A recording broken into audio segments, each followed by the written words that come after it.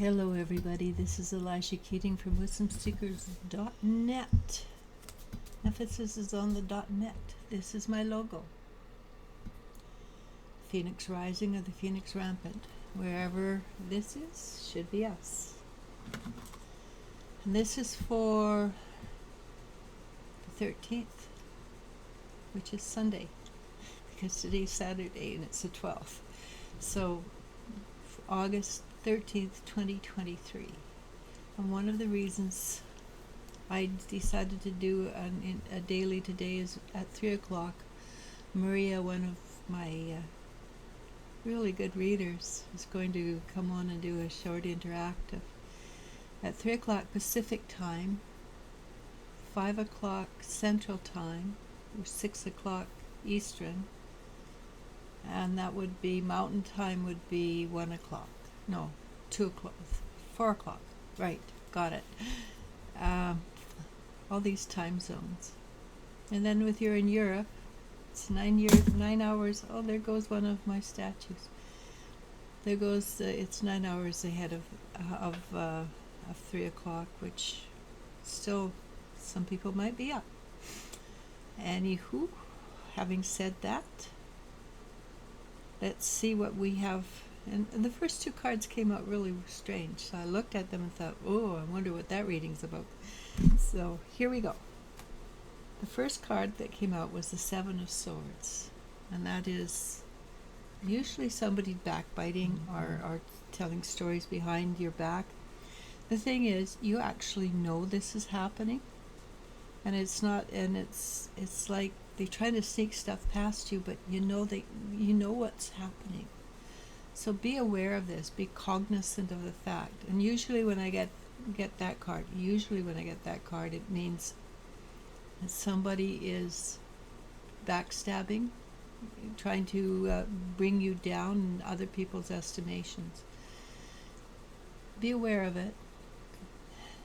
And maybe you know how to deal with it in your situation, maybe you don't. But it's not important, because the next card is the Sun card. And the Sun card is all about being confident and self-assured and knowing you're on the right track. So if you know that what they're doing cannot affect you, it won't affect you. If you're not sure, then of course it will affect you, because that means you have a chink in your armor. When you know, absolutely know, without thinking that you're fine, then you will be fine.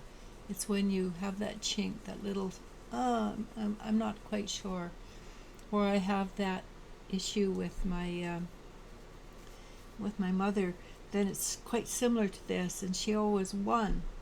Well, maybe it's because you allowed her to win. Maybe it's because this is a lesson, like continuation of yesterday's comments.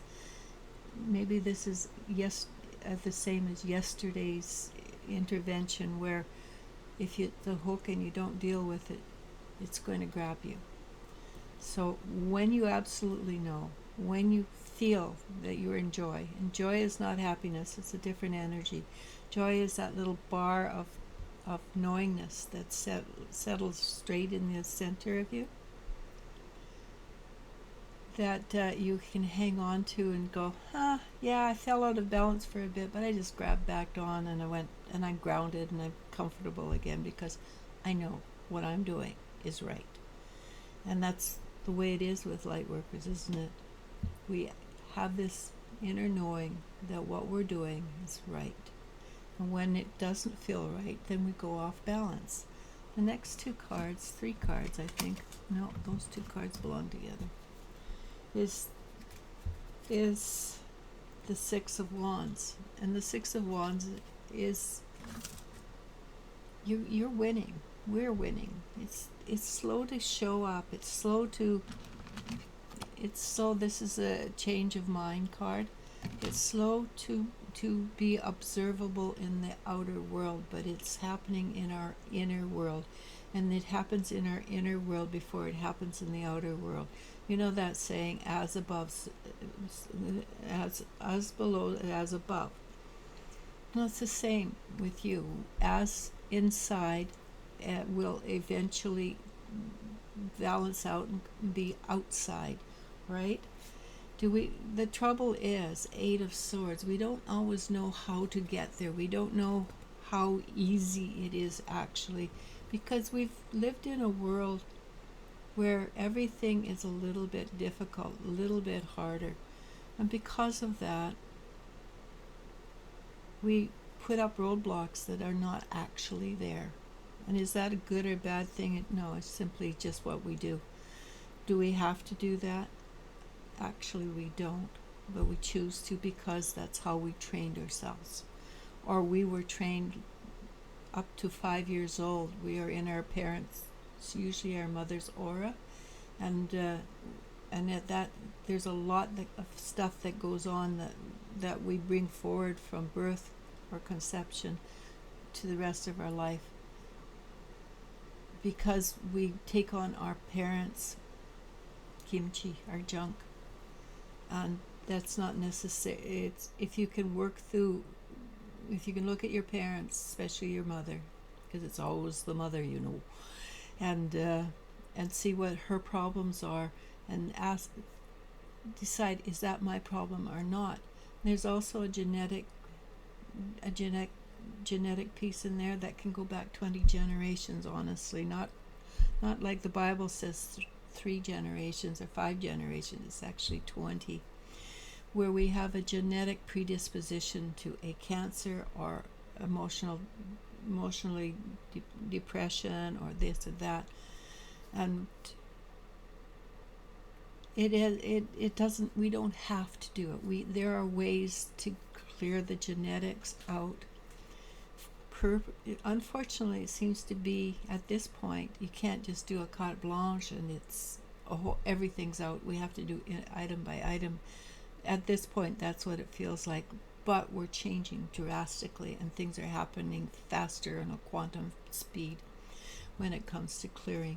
So if you can, this is what I would suggest you do. If you have an image in mind of what you don't like, look at your DNA and take out that which does not look right, does not serve, and you won't make a mistake because it's a different color from the rest of it. The rest of it will have pretty colors around it, and this will have a dirty feeling.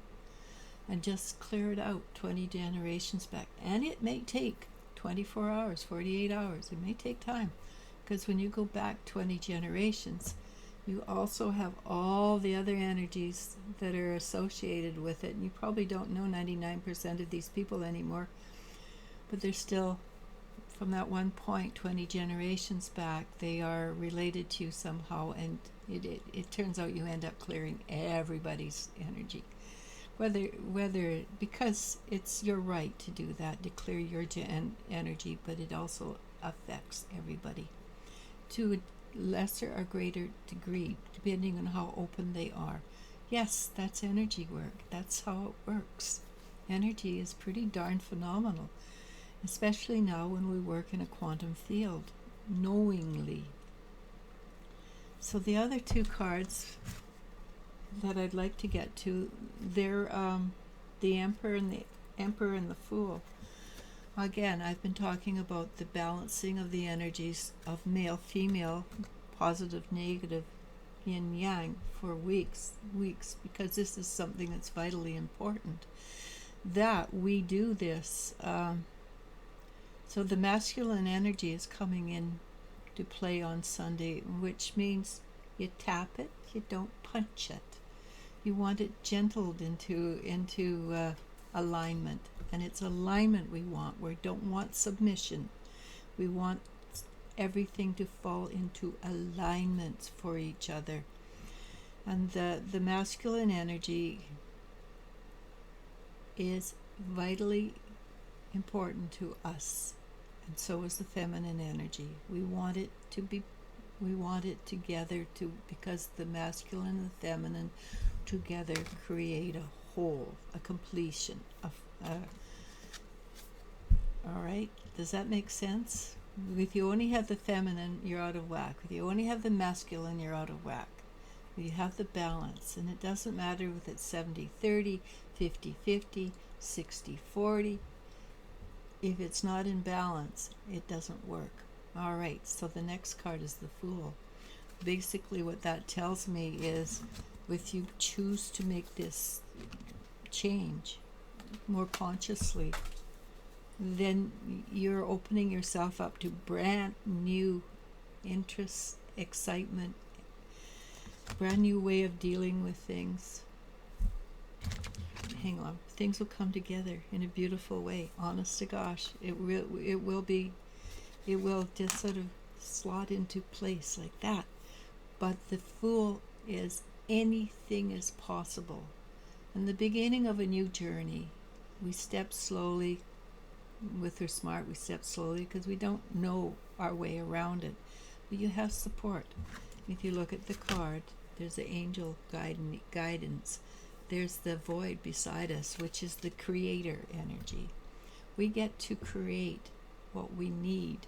And if we're smart, we create well and gently and with ease and grace for everybody. Because, again, we don't want to pull back karma. We don't want to mess up other people's lives, because it messes our lives up when we mess other people's lives up. For instance, when we have a grudge against somebody, we don't forgive those people who did done us wrong, because it's for them. We do it for us, so we don't have to feel that negative energy all the time. And you're the one that's feeling it. 90% of the time, they're not even aware that you're angry. Or if they are, they don't care. So that's the same thing. You don't do harm onto others, because it messes up your own rhythms, your own energy. And it is time for us to take control, to be the master, or choose to be the master of our own energy. That doesn't mean we don't ask for help. It means we are the master of our energy, and we say, can you please help me, because in this way I still am learning. All right, so good luck on that. But we've got the Nine of Cups, which is the cloud nine, being happy, on top of the world. Most importantly, I love getting it because it's a wish card. And as I say, have fun with it. Enjoy the wish. All right? And remember, Saturday the 12th at 3 o'clock Pacific time on YouTube, Maria and I will be on with of course, the voice of El running the show. Please be there. Namaste, namasko, and I love you, and you I do love. Bye.